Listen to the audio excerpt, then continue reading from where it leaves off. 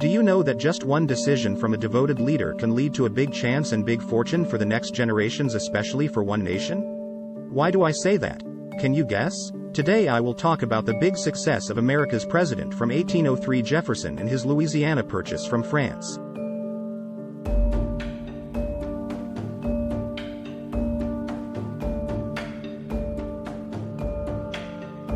I think that France can be regretted about this decision from Napoleon.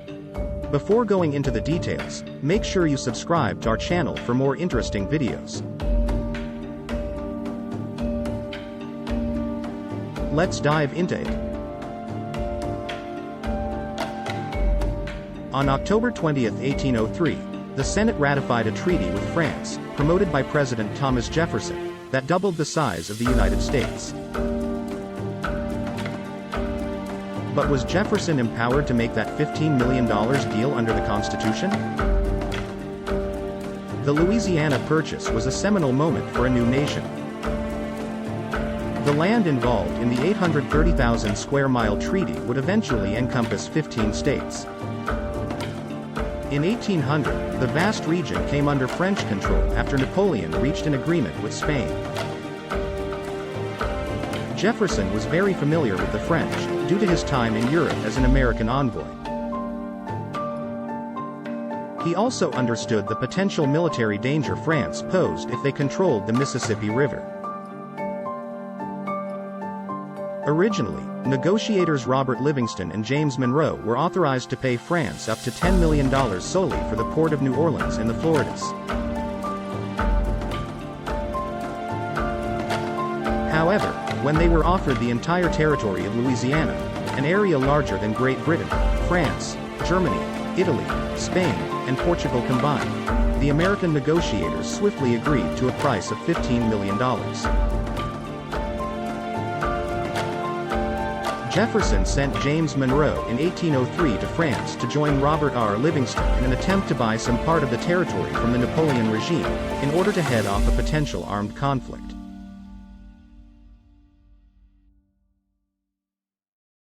Jefferson told his friend Monroe that all eyes, all hopes, are now fixed on you.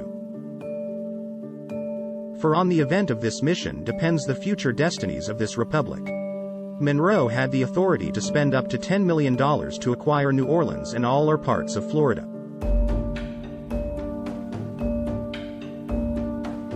But when Monroe arrived in Europe, Napoleon had already made a decision to sell the territory to the United States, in order to protect other French territories in the Caribbean and to finance his military efforts in Europe.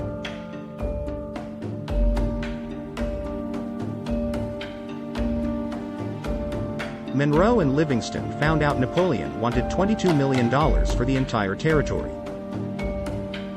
After several weeks of negotiations, the Americans made a deal for the $15 million purchase, which exceeded what they had the authority to spend. It took several months for the official news to reach Jefferson in Washington, D.C., and it was announced on July 4, 1803. While the deal was instantly popular, there were problems. Negotiations would need to start with Great Britain and Spain about shared boundaries. And there was a debate about whether and how such a large property purchase was allowed under the Constitution. Jefferson took a strict, literal view of constitutional powers, meaning that specific powers reserved for the president and executive branch needed to be spelled out in the Constitution.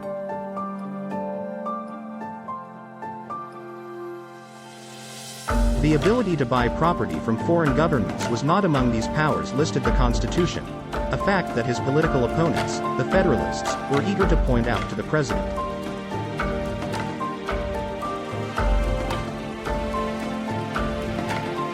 Instead, Jefferson considered a constitutional amendment the only way to conclude the deal with France.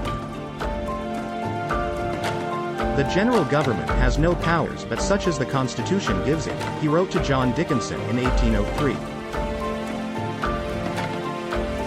It has not given it power of holding foreign territory, and still less of incorporating it into the Union. An amendment of the Constitution seems necessary for this. However, Jefferson had no intention of losing the deal with France. In the meantime, we must ratify and pay our money, as we have treated, for a thing beyond the Constitution, and rely on the nation to sanction an act done for its great good, without its previous authority, he told Dickinson.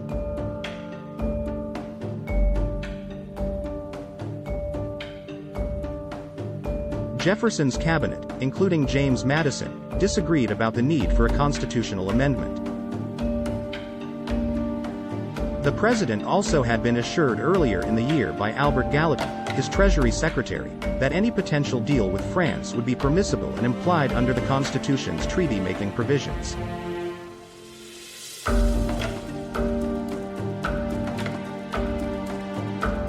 Jefferson rationalized his decision for the treaty to be sent to Congress without an amendment to John Breckinridge. It is the case of a guardian, investing the money of his ward in purchasing an important adjacent territory, and saying to him when of age, "I did this for your good," he said in August 1803.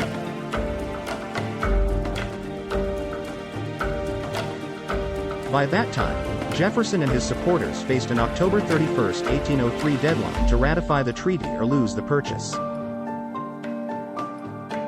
Ironically, the deal to expand federal powers would need to be sold to the Federalists, who had advocated such a position before the treaty was signed, and supported by the Republicans, Jefferson's party, which had opposed such a broad extension of presidential powers.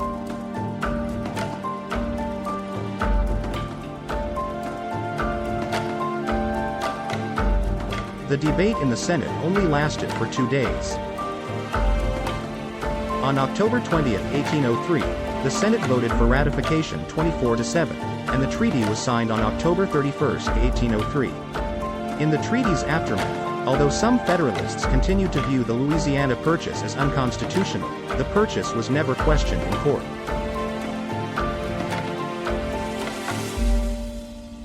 If it had been, Jefferson may have come in conflict with his own cousin and political rival, Supreme Court Chief Justice John Marshall.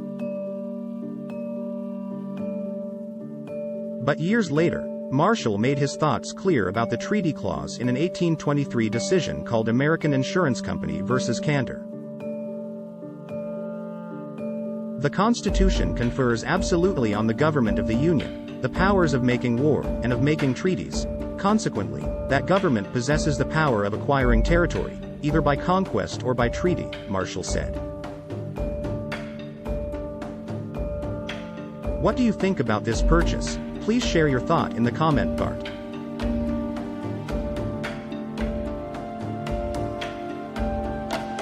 Thank you and see you in the next video.